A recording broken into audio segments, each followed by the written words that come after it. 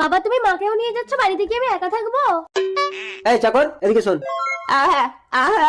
আবার একমাত্র আদরের মেয়েকে বাড়িতে রেখে যাচ্ছি, লক্ষ্য রাখবি। লক্ষণ খারাপ। হ্যাঁ গো, তুমি মাংস পাহারা দিতে কুত্তা রেখে যাচ্ছ? না না বাবা, রাজু ভালো ছেলে, কোনো ভয় নেই, তোমরা যাও। ঠিক আছে চলো। মায়ের কথায় কষ্ট পেয়েছো, কেঁদো না। তাড়াতাড়ি চলো, মেয়ে বাড়িতে একা। ও মাগো, আমার দীপার কি হয়েছে গো? তবে রে চাকর, তোর এত বড় সাহস, আমার মেয়ে এত বড় ক্ষতি করলি?